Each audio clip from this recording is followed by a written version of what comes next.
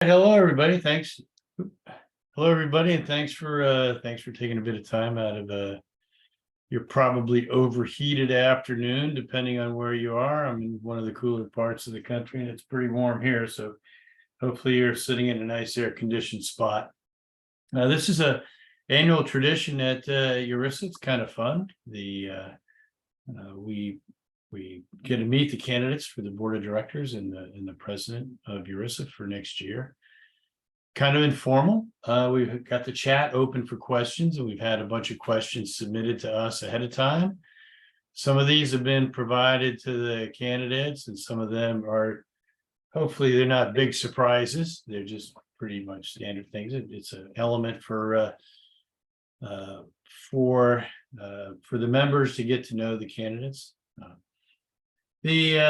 For those of you that are new to this system, I'll paste in the window a link that takes you to all the member bios and their backgrounds and their member statements. So we don't want to duplicate much of that stuff today.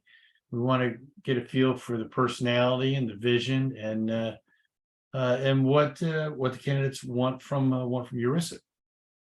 I'll step through the candidates really quickly. And then what we're going to do is ask, we should have a timer for this, but we're not quite that formal. But just why are you running for the board? And with the quick introductions are John Nolte. I think most of you may know John. He's with Denver Water. He's been an active participant in URISA for many years, as has Steve Steinberg, who's currently on the board now and is rotating off and has served most immediately as treasurer. The Christina Brunsvold, she's from California Highway Patrol. Not sure if we've met on the highway or not when I lived out there, but I certainly got a couple of tickets from your colleagues. And Trisha Brush she's from Kenton County, which is in Covington, Kentucky, working for the planning department, planning and development services. Adam Carnow, who you might have seen him around working on the GIS management work. He's with Esri, and he's the industry specialist for public works. Brett Horr, fellow Mainer, has a stint in public service and is currently working for Terracon Consultants out of York. If you've never been to York, put it on your list. It's probably cool there at the moment, at least not burning hot. Randall Kacharik, which I have a very hard time pronouncing your name. Sorry about that, Randall. Randall served as the conference chair a conference or two ago, and he's an engineer at Wilsey Ham in San Francisco. Clinton Johnson, many of you may know him from the founder of North Star. He's also with he's got a couple of pretty exciting things that he may tell you about that he's working on, but he's a social equity and team lead, social justice and racial equity team lead at Esri. And he's originally from just outside, I think Chesterbrook's just outside Philadelphia. Sid Pandey, many of you may know him from his leadership at the Vanguard cabinet. He spent many years with Dewberry just down the road from where I used to live in Virginia, and is now with Deloitte, just a little tiny consulting company. And Liz Parrish, she's this is a pretty interesting one. She's with HEB, which is a grocery store chain. So I think if you take a look at if you look at the candidates that we have, it's a nice representation of URISA. So it's a nice cross section of all the places I guess we touch with GIS. So in the order that I just gave, only because it was on the website, no particular order, but it will help us keep organized. If each of you would take, a minute, literally a minute, hopefully you practiced your elevator pitches, and go around the room and tell us why you're running for the board. And we'll start with you, John. Hi, hopefully you can hear me. I'm actually joining from my car in a parking lot. I had another meeting that I had to come out of, but first of all, and I'll keep this as brief as possible, but I really appreciate being nominated for this position. I think president of the board is such a great position. I think for me, why I'm running is I see the future of URISA. I mean, there's been a lot of transitions, especially with some of the other organizations over the last few years. And as we've survived the pandemic, there's a lot of growth that we could be doing and focusing on the membership, focusing on the learning opportunities that we have. I think URISA, I've been involved in some fashion since 1993. One of my first conferences I went to was in San Francisco, and it was such a great organization. And I've been involved in it from mentoring to networking to leadership to teaching. And I feel like we have so many great opportunities for the profession and with working with all the individuals, especially with the young membership and in the diversity categories as well, the DEI. I think there are so many different ways that we can grow this organization. And I feel like just what the impact that I can have for the next 3 years would be enough to start us on a path to really figuring out how to grow that membership, how to grow the opportunities that we have for the programs that we do, the training and everything else. So I'm really excited about this opportunity. I'm pleased to be nominated. Unfortunately, I'm not as pleased to be nominated against Steve because I think he's a formidable candidate. But I'm really welcome this opportunity. Thank you. Hey, thanks, John. I failed to mention that these are the president is a 1-year term, but it's really a 3-year term. So you serve as president-elect, president, and past president, and each of the board member positions are also 3-year positions. So thanks for bringing it up, John. I appreciate that. Steve, why are you running? Well, thanks, Brett. And thank you everyone for joining this afternoon. I appreciate everyone taking time to learn about all of the candidates. So number one, I think for me, I also have a relatively long history with URISA. And if you look at my online statements, you can see I've been involved at the local chapter level and the board. And this year, as Brent said, as treasurer of the board. I got involved with URISA coming out of the academic side. I was, initially got involved with the organization through GIS and the California chapters, bringing my students to the conferences. And I think one of the really exciting things to me, among all the many things that URISA does, is the ability to introduce students to the professional part of being in this realm of GIS and geospatial. URISA has a ton of strengths. We have a great head office. Wendy and her team do a great job on a very, shoestring budget to make our resources for our members provide great education, great conferences, great webinars now that we've moved into the online realm with COVID. But I think one of the places I would see that I would like to help grow URISA is connecting with our universities and community colleges. Our young professionals have done really well at the Vanguard cabinet level, but we still have opportunities to connect more with our educational institutions. Half of my career I spent in education, teaching GIS and geospatial technologies full time. I'm a huge fan of URISA's teaching and leadership training. I mean, those are things that are really passionate to me.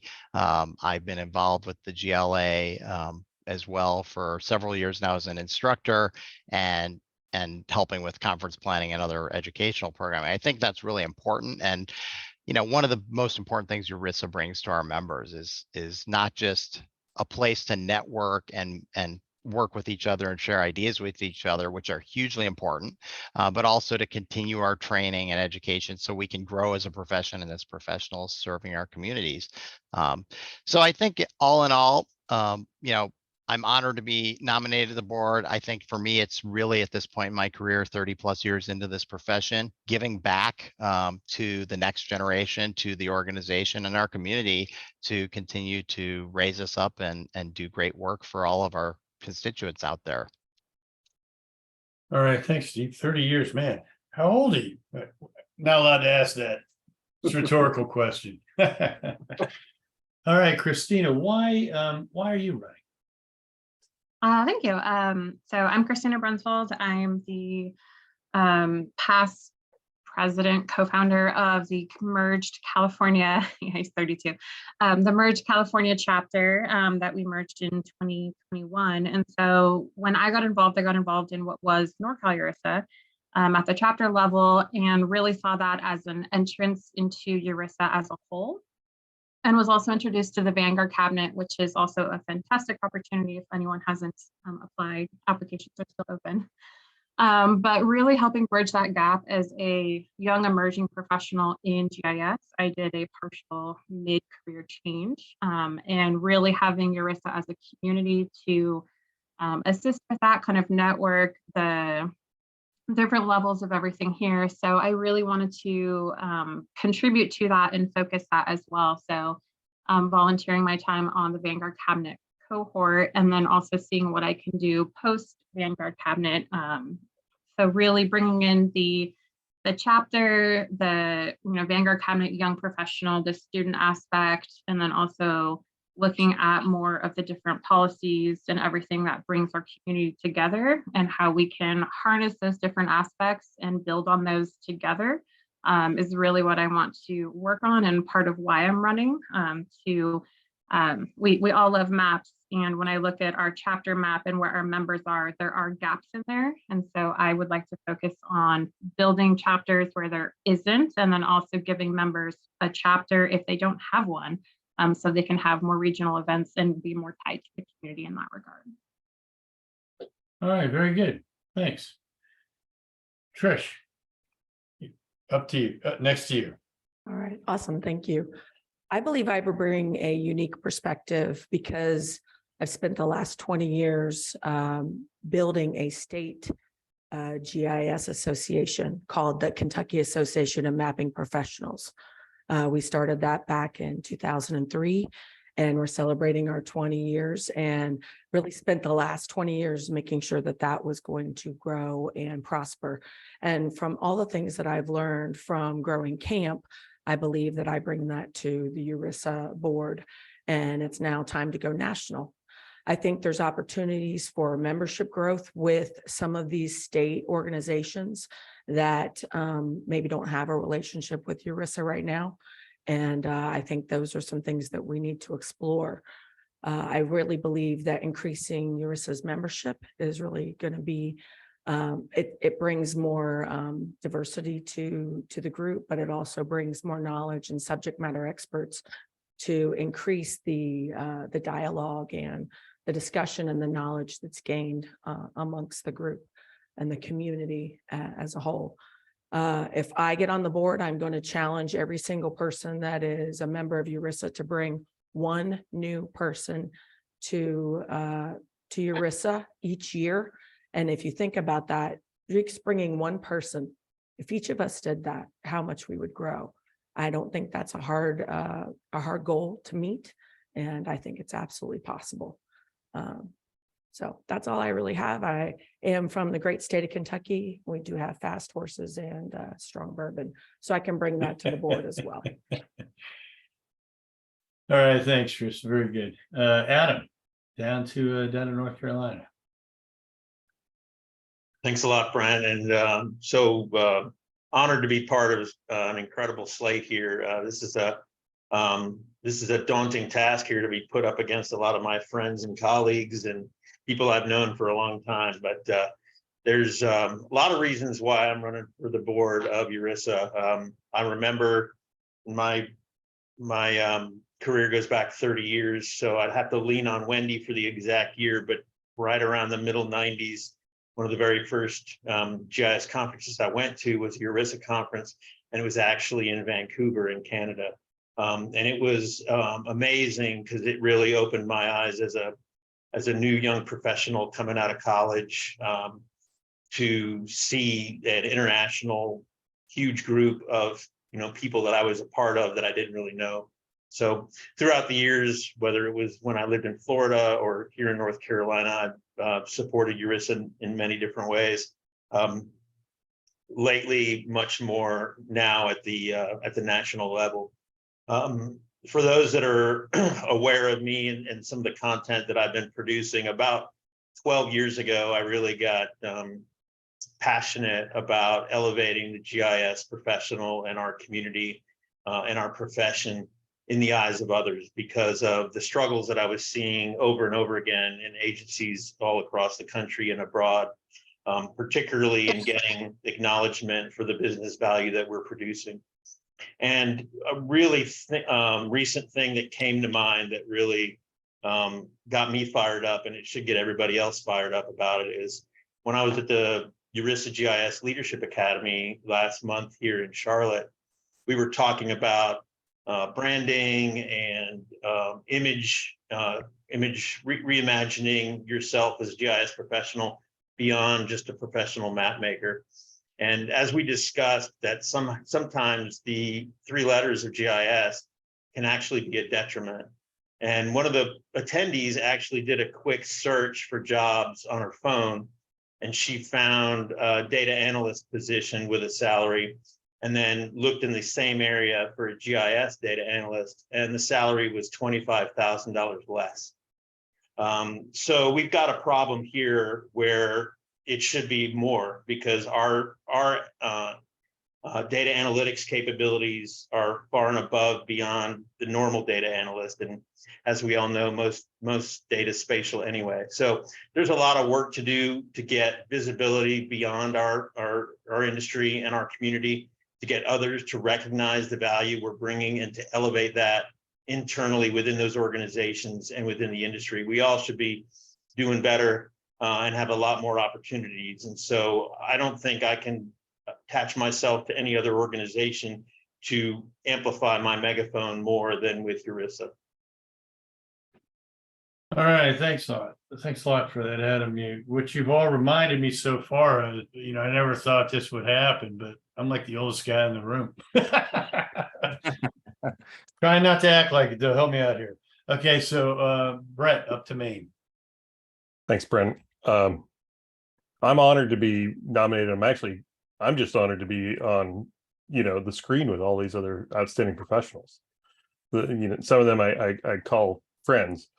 I was also in the room with Adam with that same conversation, and what really took us home was the conversation about GIS doesn't always have to mean MAP, and that's really part of the struggle that I think that we need to communicate. And that whole conversation kind of struck me as one of that weird dichotomies that we're going through right now. Just on top of everything else that everybody else has said preceding me, I'd also like to just say that I'm running for the board, one, simply because I want to honor those who have come before me, who have helped elevate me in my career and open my eyes to many different things and struggles that we all face in this profession, and try and give back some of what they gave me and the mentorship and the leadership that they've given as well, which is why I've been involved in, I feel like the young kid, because it's only been about 20 years that I've been involved compared to some of the other people along here. But for me, it's been the leadership side of things. It's been that attitude simply about that you can be a GIS practitioner, but it's that professional level. It's being that well-rounded professional and making sure that you can communicate and you can market yourself. And what I found is that it's the volunteers that make up this organization that help pass that information along. And those are the people that I want to make sure that get recognized, and that their efforts and their attitudes and their perspectives and their opinions also become part of the big melting pot that we are. All right, thanks a lot, Brett. And just a reminder to all the attendees is that a statement and their bios are all on the website, which Wendy's pasted in the chat. So for additional information, all the candidates, please look there. All right, Randall, how are you doing? I am excellent. Thank you, Brent, and thank you everybody for the honor to be able to run for the board. My name's Randall Kraitzarek. You don't have to worry about pronouncing the last name. Nobody does. Nobody ever gets it. That's okay. I'm an engineer, but I'm often been described as not a typical engineer. And what is meant by that is I don't look at situations or issues the same way that most people do. And I think that's one of the unique qualities that I would bring to the board. One of the things, and it was mentioned earlier, and you'll hear a lot of repeating themes from us because I think we're all pretty much on the same page with where URISA is going, where we'd like to see it go, with just a few minor modifications. But I tend to agree that the strength of an organization is based on recruitment and retention. And I belong to several organizations where those are the two issues that keep coming up as to how can we recruit new members and how can we retain those that are current members. So if I was elected to the board, those would be the two things high on my list to work on to make sure that not only do we retain those members that we currently have, but we also reach out and recruit new members. And members can come from all walks of life. I just said, I'm an engineer. I'm not a typical, I didn't come up through the GIS ranks. I came up through the engineering ranks and was introduced to GIS. Brett, about the time you started with GIS probably, but anyway. And I've done many different things related to GIS. Most of my career has been on the public side. You'll read that when you read my bio and everything. And I've been successful in implementing GIS in two organizations. One of them, we had no funding and I was asked to implement it and I kept asking for money and they kept saying no, but we got it implemented. So there was, you got to just stick with it sometimes. I also think that one of the other important things for the GIS community is education and the various ways that we can provide education to the members, whether it be on the local level, the chapters, or at the national level. So those are the reasons why I'm running. And I just lastly say that I firmly believe that doesn't matter who you vote for on this slate, you're going to get a great board in the next year and for the next 3 years. All right, thanks, Randall. All right, Clinton, down to Philadelphia or greater Philadelphia, I guess. I'm in Philly. I'm in Philly proper. Not like these people who say they're from Philly, but not really. I'm also not really from Philly. I was born in Baltimore, but I've lived there since I was 4. Oh, well. I'm honored to be on this slate. I look at folks like Adam as somebody who has been really helpful to me from the time I got to Esri. We were on the same team loosely for a while. Both of us had different ways of talking about some of the same challenges that GIS leaders face, trying to step into leadership. And I think Adam, whether or not Adam knows this, he created space for some of my first talks about equity at the Esri user conference. It was just one of these areas that I thought people were struggling to discuss. And Adam had created this whole community where folks could talk about leadership and topics like that. So I'm honored to be among all of you, and especially Adam. But I could say I'm running for the board because of Ken Sipos, who some of you all know. I could say that I'm running for the board for 4 other reasons. My own experiences, equity, innovation, and community partnerships. And I think they're all the same. I got connected with GIS in the late 90s, so a little bit after Adam. And when I first encountered it, my stories are probably a little bit different from some of you all. I was working in a space where people were trying their hardest to make sure that I did not prosper, that I did not excel, but that my skill set would make them greater. And I didn't understand any of that, but Ken Sipos could see it. He used to visit our department. He had a friend in the office who happened to be my supervisor, and Ken and my supervisor saw it. And Ken got me connected with GIS, and largely through just dragging me to URISA meetings. When I think about equity, I've lived firsthand and I've seen directly how race, gender, and things that people think of as class can intersect to create completely different experiences for people in the GIS community. And I think that URISA can help folks push past some of those challenges if we can acknowledge them, see them clearly, and adopt some great practices. And Ken was somebody who would do that for me. There were times when I would be in the midst of experiencing some racism, and Ken would just call it out. This is what's happening, Clinton. It's happening right now. And he would challenge the people in that space. And I didn't know what was going on at the time, but that was helpful. And I started to learn how to interrupt bias on my own in different spaces and leveraging community and partnership when my excellence was never enough. Like it was never enough that I was the city of Philadelphia's first enterprise GIS data warehouse person, and probably one of the first in the nation for big cities. It was never enough that I helped to grow that platform to where it is, even to where it is today. It was never enough that people are still using some of that code. It's probably never enough that I found an area that folks weren't paying attention to in the broader GIS community, particularly at Esri, and helped to bring that to life through this racial equity and social justice work. There's always times when you have to interrupt the bias that you encounter when you're from an underrepresented group. And again, Ken was somebody who helped me get on that path and learn how to do it. And I think we can embed some of those practices into what we train. And innovation, I think we can really start to get there. URISA has always been at the forefront of emerging GIS trends. Adam is somebody always trying to get us at the forefront of emerging trends for leadership and management and enterprise IT. I think we need to also be at the forefront in leading in terms of practices for diversity, equity, inclusion, belonging, access, anti-racism, and I'm excited to continue working no matter what with URISA to see some of those things happen. But I think on the board, I can bring my DEI skill set and professional expertise to bear.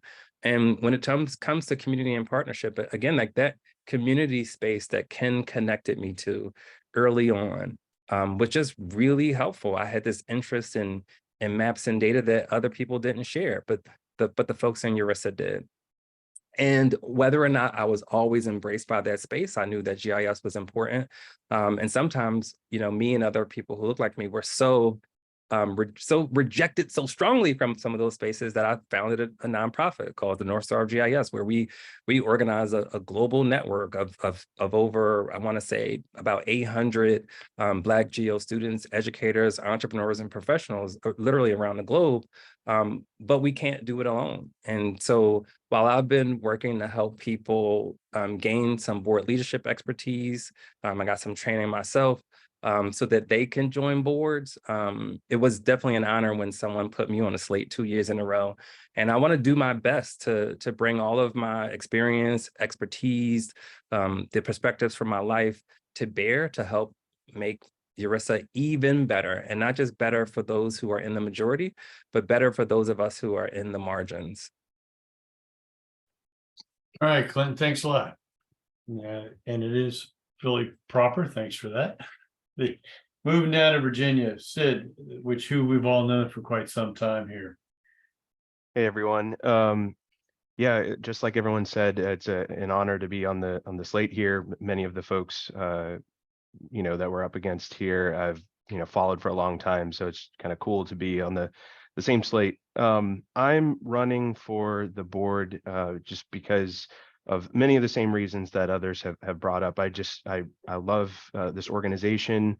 I currently serve as the chair for the Vanguard cabinet, and through my experiences there and also my experiences in other similar organizations, I've really enjoyed the opportunity to hear perspectives from other emerging professionals, both within the U.S. and also outside the U.S. and in a variety of other communities, on what their experience is like getting started, whether it's fresh out of school or switching careers, partly into your work life, and being able to take that information to the board and those experiences and help create opportunities and activities and resources for folks to get the help that they need, get the training that they're looking for, and to also find pathways into URISA. One of the things I hear all the time is that we need more people in our committee meetings. We need more folks who can take on certain tasks and things like that. And just from my experience on the Vanguard cabinet, I've seen that there are a lot of people who are very hungry for opportunity, but might be struggling on how to pursue it. And there's also folks in a variety of communities that aren't aware of the opportunities at all. So trying to find a way to help balance, creating that awareness for folks so they can get involved, and then the folks who are already aware, finding that pathway to involvement and ideally leadership roles within this organization is something that I'm passionate about and would love to do if I earn your vote to be on the board. All right, thanks, Sid. And over to Liz, who we know, if you're watching the chat, she just turned 29. So I want to know how your very limited experience at 29 qualifies you for the board. I'm on my 20th anniversary of turning 29. So, I just celebrate it over every year. Yeah, so thanks. It's great to be here with everybody. I was very fortunate to be in San Diego with almost all of you only a week ago, and described it as, I don't know what happened all the other years, but this year it's like the Kentucky Derby, where it's everybody's a thoroughbred and like everybody could win the race. Like there are no bad choices. So whoever said that before very eloquently, I totally agree. I'm running because I have a unique background, and it took me a little while into my career to even go back to school and get a degree in GIS. I was 35 when I graduated with my degree in GIS and moved from a prior career in financial services and real estate into the GIS world. 3-year stint in local government, but the rest of the time has been in the private sector. So, I've done everything from starting over at that point and digitizing and doing I call it the grunt work of GIS, right? What do you do when you're newly educated in this field, all the way up to, consulting and now leading a large geospatial team for an enterprise GIS at a major retailer. So I've done everything. And through it all, what I've learned is my passion is not technology. My passion is not a big title. My passion is people. And at every step along the way, I've had people help me. And then I also have almost found that really self-satisfaction of being able to help other people. So, one of the things that I really find is a lot of value in mentoring, and I have been a mentor through the URISA mentorship program for a number of years, as has, I know, Trisha and many others. But daily mentoring, daily being part of different organizations and really helping people. And I know that that's really what URISA stands for, is helping everybody, no matter where they are in their journey and where they are, at their experience level, but it's really helping you be successful, build your network, build your skill set. And ideally, speaking a little bit beyond the diversity, equity, inclusion, as we talk about it in the really sensitive, like up in your face perspectives, where we're dealing with race and heritage and things like that. I feel that within our industry, we are lacking diversity and inclusion across different business sectors, and in that international space, largely across parts of the world. So I really would like to see us branch out from, and we do, it's natural, right? In the geospatial world, urban and regional planning and local and state governments they were the early adopters. And so they were the most mature. But as we move forward, we're looking at nonprofits, and we're looking at commercial industry, and we're looking at internationals and NGOs and things of that nature. And I mention URISA to people, and a lot of times folks have never heard of it. And like, what do you mean you've never heard of it? So I think that being able to really talk about, the value that the organization brings, and then also work on some of that outreach and marketing at a broader level.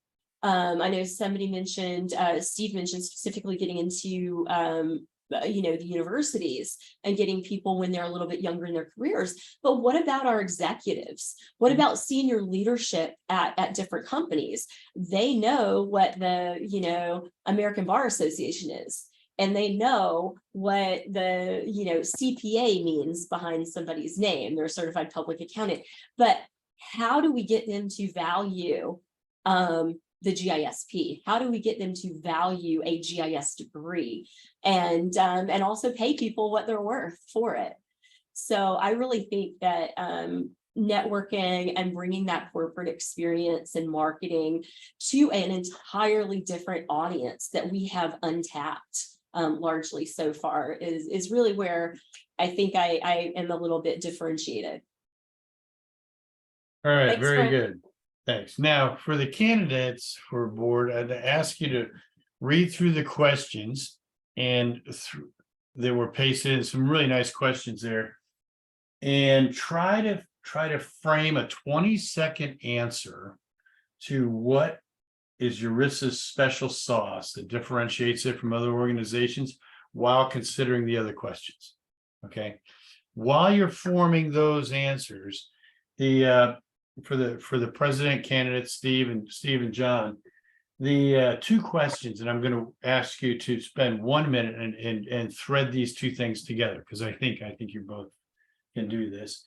What are the essential service or services that URISA provides to its membership? And what is an example of what you would like to see the board implement as a change, expansion, modification? What would you like to see the heavy action of the board during your tenure as president? So kind of a, what's the big differentiator now, and then what do we need to change? So I'll go with, let's see, hold on. What was Steve first, I think? No, I want John first. I'll go with Steve first, next, then John. Sure. Well, thanks, Brent.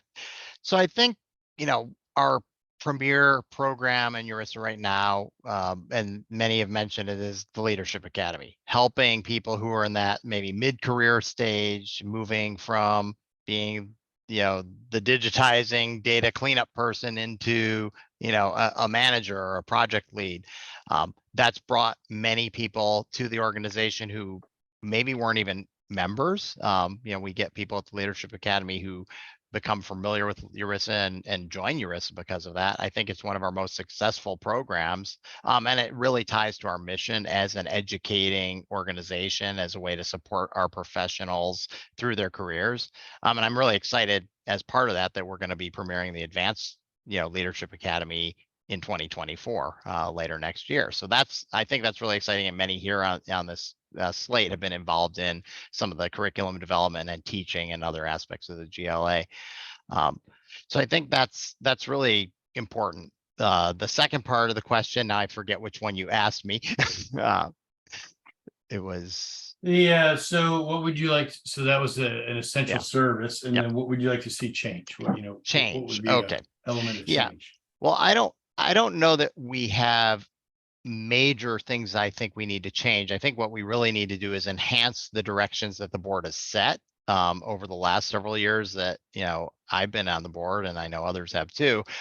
We're in the midst of a market analysis to see how we can better, as Liz was saying, better get URISA's name out there, better recognition of our profession and how we support things, bringing, other voices to the table, from disciplines, from different levels of experience, different areas. Many of us are coming out of local government or government, getting into the private sector more, getting into the academic sector more, and weaving those voices together and getting that diversity, because we do know, like a lot of technical fields, we haven't had everyone at the table. We've worked really hard with the para committee and some of the other initiatives over the last few years to ingrain that both internally and how we function and externally.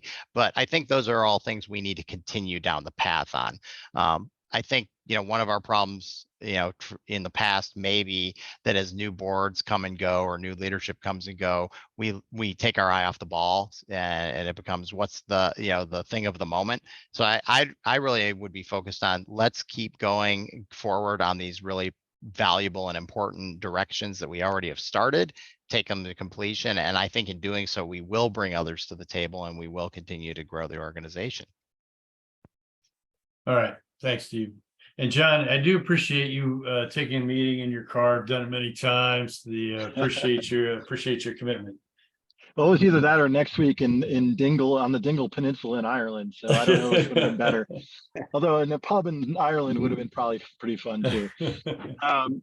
So I agree with Steve. I think the Leadership Academy and those types of program offerings are really kind of what sets us apart. But I feel like personal experience, just in what I've experienced over the last 10 plus years that I've been participating in the current URISA group, it's the people that have made this organization what it is.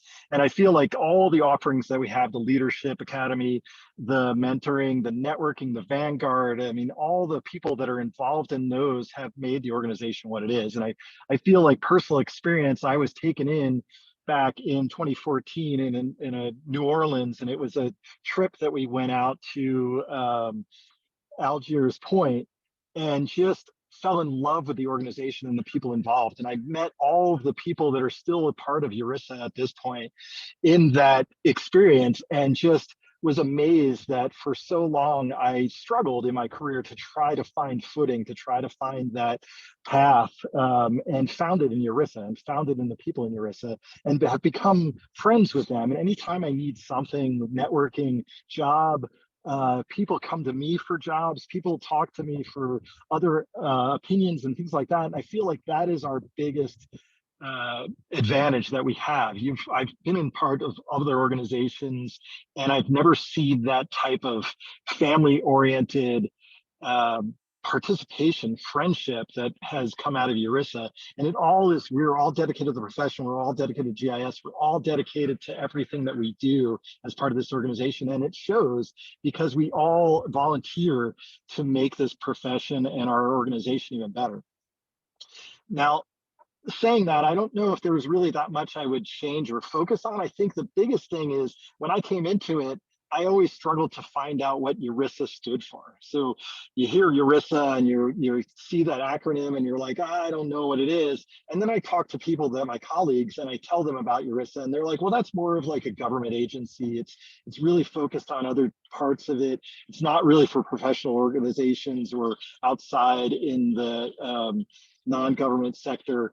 And that's what we struggle with. I think that's one of the biggest problems that we have is that branding. And I started last year on this branding effort to try to figure out what we could focus on for URISA as part of growing our organization beyond what we do currently, beyond the NG 911, the next generation 911, or the focus that we have in some of the communities and the organizations government side, and really get into the private sector, as well as focus on what we do for the community. So kind of what Clinton was saying is really getting it back into the whole, how can URISA really benefit the communities that we're in, and not just on the profession of what we do, but what can we do as volunteers that we can be participating in the communities, really focusing on the young members and the Vanguard and the people that are in the communities, as well as the people that live in the communities that we serve.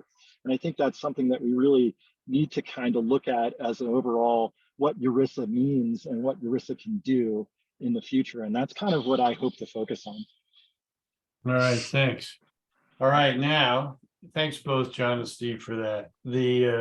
Now we're gonna hit the lightning round. Okay, stick to 30 seconds. Okay, what's URISA's special sauce? And considering the other questions, if you had a chance to scroll through, if you'd like to throw something in there that would help the attendees who ask questions beyond that special sauce. So we'll go in the same order here so I can just keep track of things. Starting with you, Christina. Oh, 30 seconds. Okay. Our special sauce is our community, our members. I was having a conversation where an engineer said, GIS is so weird because we want to help everybody. We want to be, helpful, whereas they are always competing for contracts and they're against each other because, they're trying to do it for themselves. That really is what makes us different and unique, is wanting to help each other, wanting to grow, mentor, and participate. And that happens at all levels, individually, at the chapters, and at the international level. And I would love to see us expand. I volunteer as tribute to go down to New Zealand if that is necessary, Nate. I will be there.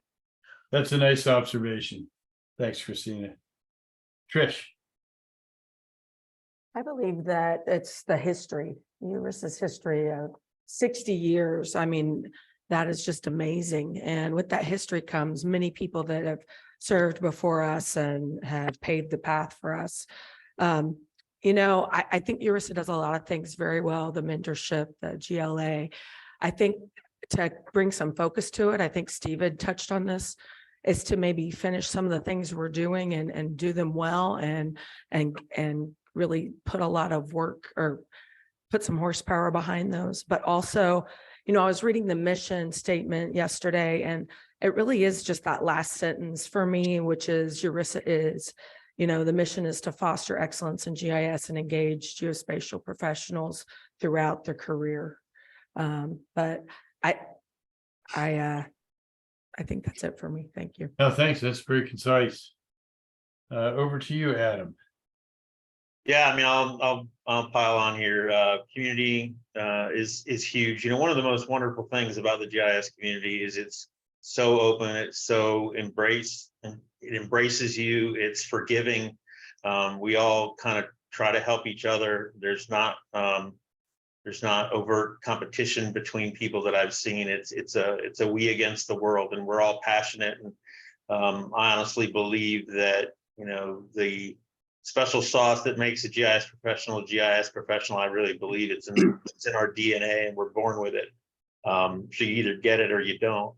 I feel lucky that I've got it and that I'm part of such a wonderful community. And so any way that I can elevate that community and give back to it and be part of the story that is URISA, and each generation, you know, hoping to elevate the next one to have a better life than we did, just like you do with your family, I think is, you know, I think about legacy, and, you know, this is a huge part of it, is being able to contribute to something that will be around long after I'm gone. So the bottom line I put it is that, you know, your colleagues and others need our help and want our help. They just don't know how we could help. And so if we can get that word out to really what we're all about and the contributions we can bring, I think we'll all be a lot better off.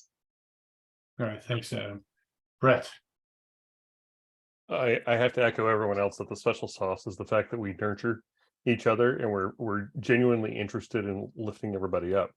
Part of the discomfort of being on this panel is that you have to be in competition with each other here, and that we're so unaccustomed to that.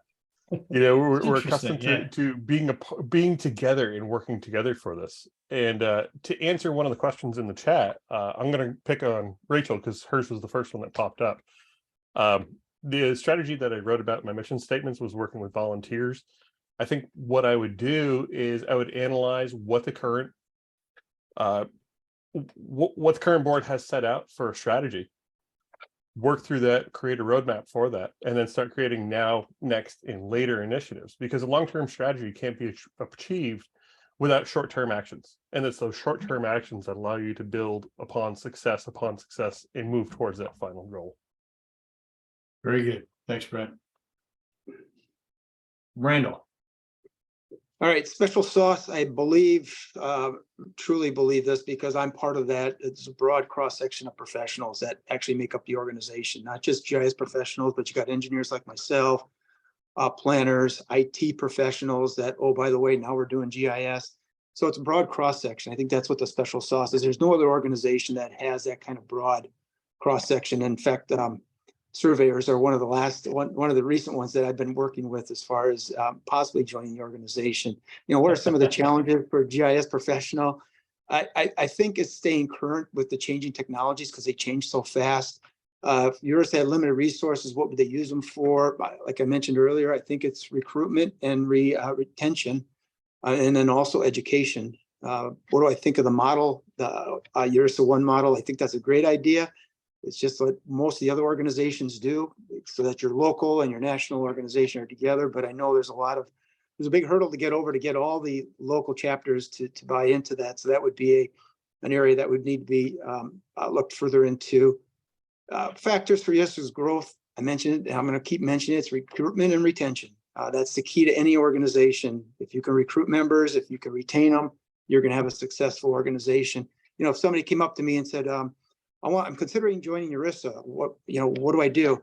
I would, not literally, but I'd take them by the hand and I'd start walking them through the process and say, here's how you do it. And oh, by the way, sign up for this and this and this, and here's how we'll get you involved. And then try and follow up to make sure that they are getting what we said they would get out of it, and it's benefit not only to them but to their organization. So 31 seconds, sorry. Very good, Randall. Thank you. Yeah. All right, Clinton. I put some of my thoughts in the chat. Very concise, by the way. So I think our secret sauce is this mix of ingredients, and it's our focus on education, on growing leadership. That community piece is really important, but I think one of the elements of community that Adam was talking about that I want to put a label on is compassion. And because of that unique mix of ingredients in our secret sauce, we have helped to create an industry of folks who want to make the world better.